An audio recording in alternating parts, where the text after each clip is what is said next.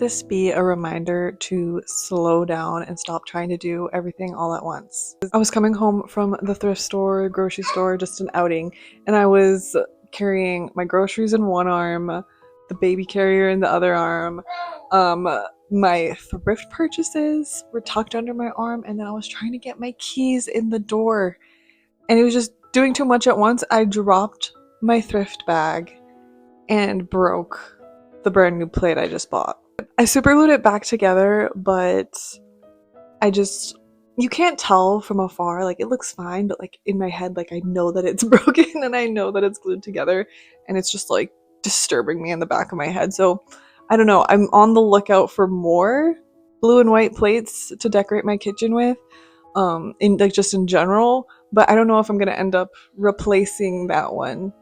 But I don't know, I feel like I should keep it because like the point of the thrift store is to give things like a second life. Shattering it and gluing it back together gives it a chance at a third life. So I don't know what I'm gonna do. I really do need to like just like chill from the thrift store though, like, and take a break, because I have too much stuff. Like, not in like a hoarder way, but I'm running out of surfaces because of the fact that like I used to have this bay window just like piled high with like decorations and like all the things I love. I've had to like take everything away because the baby will just rip it down. And so I'm running out of surfaces of things that I can put things on where it's not going to be destroyed by a baby. So I don't know, the thrift store doesn't help with that, because then I see a new decoration I like and then I have no place to put it and then I get sad. But regardless of that fact, I want to show you one thing I did get that I just love so much.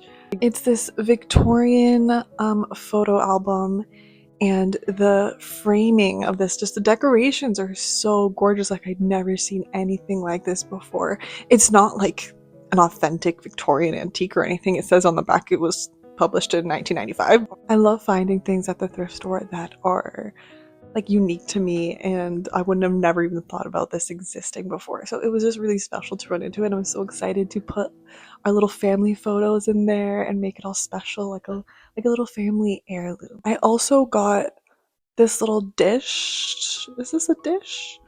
To put my rocks and crystals in. I was storing them in this little cauldron, but I want to use this for something else, so I wanted a new display. It's my first time ever polishing silver. I've thrifted a few silver things, but for example, this is silver. I haven't polished it because I like the look of it like this, right? But this one I just didn't like in that same like finish, so I polished it, and it's not perfect because it was hard to get traction on the design, like the cutout of the metal right there, with what I was using to scrub it. So we'll probably need another pass over, but I am loving that too. So those are a few things I thrifted recently. I am going to cut back and just relax and not feel like I have to go to the thrift store every week. It's hard.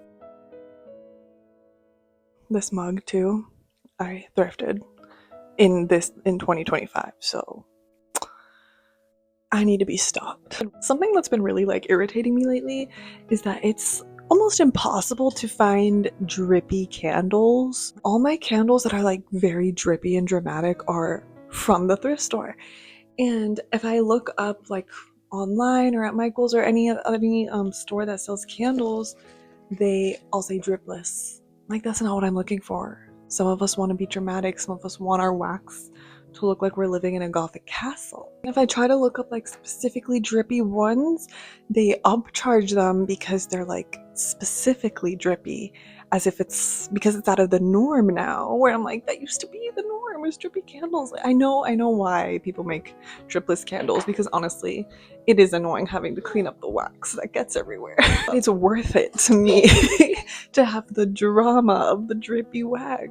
I think if I were to get beeswax candlesticks, they'd be drippy. I'm not sure, because I don't have any beeswax candlesticks right now.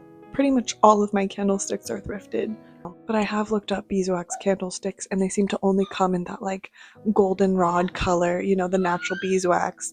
And I do like to have some colored candlesticks, like paler white or black or red, you know. This is just a random hill I'm dying on and like nobody talks about this because probably no one cares. Okay, I need someone else to care about this. That's why I'm saying. Anyway, today is the first day of spring and it's so dark and gloomy outside, which it doesn't really feel like. I mean, this day last year, first day of spring, we got snow here. So it's like whatever. It never really even feels like spring in March, usually like where I live, but this past week had been so warm and sunny. Like I went for a walk and I was sweating and I had to take my coat off. It was crazy.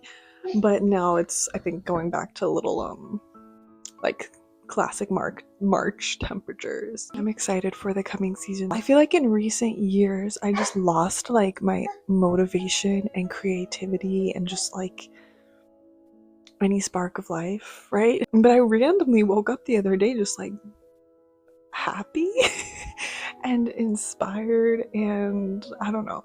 So I hope this feeling doesn't go away, but I'm excited for I'm excited for the future. And just this spring season I feel like it's gonna be really fun and I have a lot of things like planned just to do like for myself, you know, just like my own creative projects and things I've put off for years. But yeah,